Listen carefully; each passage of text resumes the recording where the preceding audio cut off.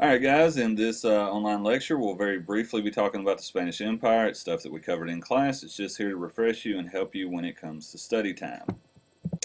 Alright, so the first thing we got to do is deal with some main ideas when it comes to the Spanish Empire during this time. The first thing you need to realize is that during this time period the Spanish Empire was the most powerful in the world.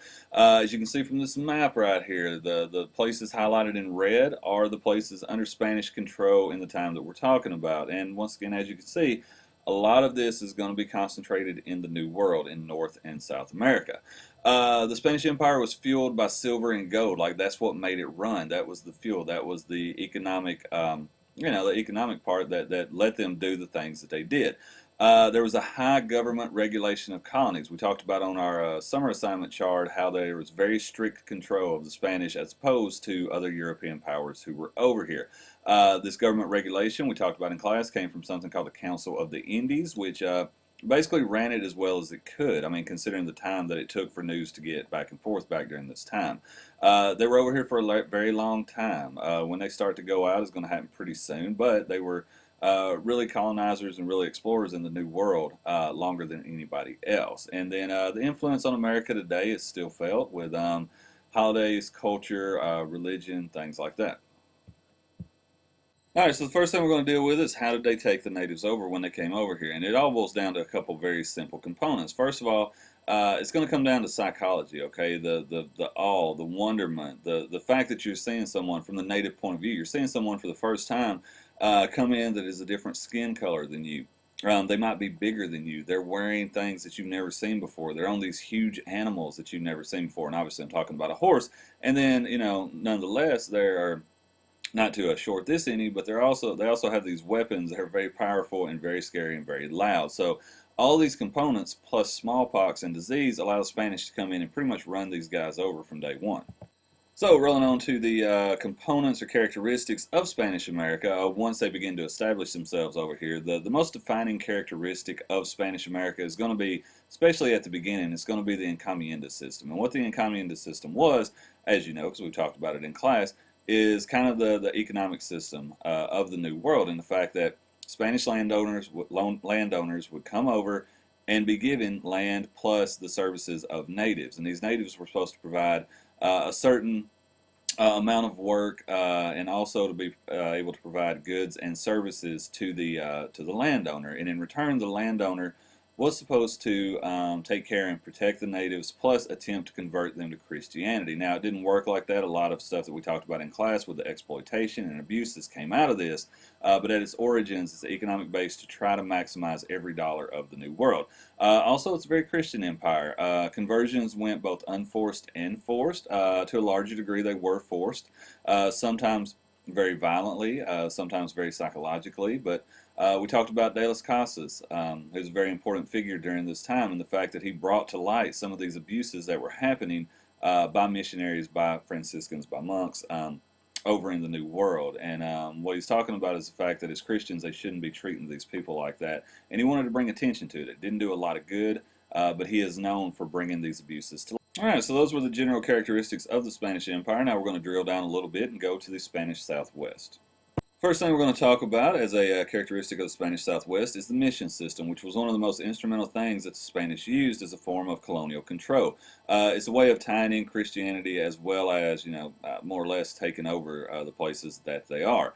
Kind of the way that it worked, you would establish what was called a mission, which is basically a church. And it was set up think of it as kind of the manorial system of feudal Europe, and the fact that everything was kind of tied into that, and everything was supposed to run from it. Well, what happened after a period of 10 years, in theory, is that the land around the areas was going to become secularized or less tied into the church. The lands that were controlled by the mission were going to be returned to the natives after they had converted to Christianity. Also, the chapel that was there, kind of the center of the mission, was going to be converted to the parish church, or think of it as your town or city church. And then the natives who had played along and had converted and done what they were supposed to do would be given full Spanish citizenship with the rights and privileges of Spaniards who were over there.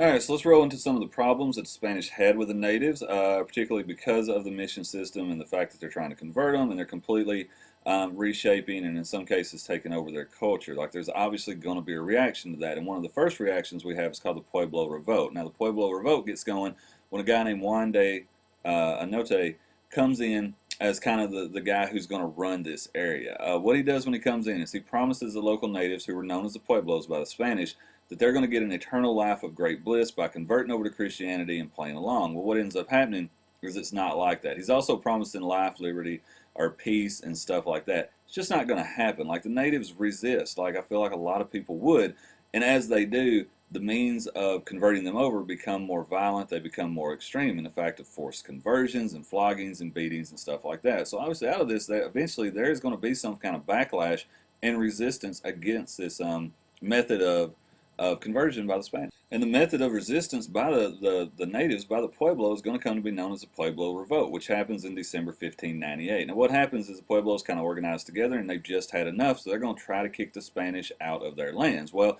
it's not going to work because of the military advantages of the Spanish and other things that are playing into it. So once they revolt and they start their uprising, the Spanish respond and they kill approximately 900 to 1,000 people. They also and we talked about this in class. Part of the response by the Spanish seems a little overboard, but you got to put it in the time and place, and the fact that they're outnumbered. They're kind of on an island, for lack of a better term, because they're so far from the home base. So they've got to send a message to other people to not revolt. So they go a little overboard, I guess you could say, with what they do, and the fact that they took the children of some of the Pueblos and they put them under the care of Franciscan monks. I believe it's Franciscan. Put them under the care of that, in a sense, kidnapping them from their families and giving them to somebody else for care and for raising.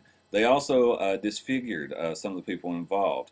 We talked about it in class, how they brought them to the public square and then cut one of their feet off as a sign to not do this again. So you're trying to send a message that revolt will not be tolerated and that responses will be extreme. So all this is going down, and it's a little while before the Spanish Empire hears about it because of the way communications and the time that it took to get messages from one place to another worked back then. So they find out about all this, and they're like, whoa, we need to get some kind of control of this place. So what ends up happening is the Spanish government turns New Mexico into a royal colony under royal control, and things begin to settle down a little bit for, a relatively brief period of time. And then as time goes on, things start slipping back into the way that they were before with the forced conversions and stuff like that. And eventually another revolt or rebellion breaks out. In the case of this one, it's called Pope's Rebellion or Pope, you can pronounce it either way. But it's another way that they're going to organize some resistance to the Spanish. And this time they are literally trying to kick the Spanish out and eliminate any image or any vestige of Spanish occupation in their area in New Mexico. So what ends up happening is called Pope's Rebellion because it's under the leadership of a guy with the same name. He ends up organizing about 20 Indian or native towns to revolt against the Spanish. And when they do, they go hard at it, okay? They're burning churches, they're executing priests, they're crushing, they're burning, they're doing anything they can to eliminate every sign of Christianity, of Catholicism in their town. And they're doing everything they can to just drive the Spanish out. So all this goes down, and the big result out of it, guys, really not a lot's going to change over time, but it is the biggest defeat that the Spanish, or that any European power takes on the North American or South American continent. Like it takes, I think, 14 years. It takes tons of men for them to finally wrangle all this together and get it under control. But the point of it is that it's an example of the resistance against European control in the New World, and the fact that, like a lot of things that we're going to talk about, in the long term, it just doesn't work out for natives. All right, so last thing we're going to cover, and then I'm going to get out of here, are the racial classifications of the Spanish Empire. We've talked about how things worked as far as, I guess you could call it racial hierarchy, with the French, with the English. We even talked about it with the Spanish in class, but you need to kind of be aware and burn these terms in. So we basically got four main classifications. At the top is going to be a group of people known as Peninsulares. These are the people who were born on the Iberian Peninsula in Spain. They were Europeans who were born in Europe that came over to the New World. They're going to have the most rights and privileges. They're going to have the most social status. They're going to be at the top of the economic ladder, like they're the guys at the top. Under that, you have Creoles, who were also full-blooded Europeans. They just happen to be born in the New World. They're the ones who are going to come to dominate the economies as we go forward, because they're going to be the ones that are here. As time goes on, you're going to see more and more Creoles in the New World than Peninsulares. because they weren't born in Spain, because they weren't born in Europe, they're always going to have this little chip on their shoulder and a sense of inferiority, even though they have this power. So, uh, in a world history class, we talked about it. They're the ones who are going to kind of cause trouble on down the line. But for our purposes, you just need to know born in a new world, 100% European. Going on down the line, next you have mulattoes who are half African, half European, then mestizos who are half Spanish or half European. I worded it wrong on this, and half Indian. Okay, so they're the ones that are of mixed blood, that are from relationships between Europeans and natives or Africans as they come over. Big thing to realize with this, as you go down the ladder, they're going to be able to enjoy less and less right, less and less economic privilege or opportunity, and a little bit less of social standing. So just be aware that there is a hierarchy and the components of it. You should be okay.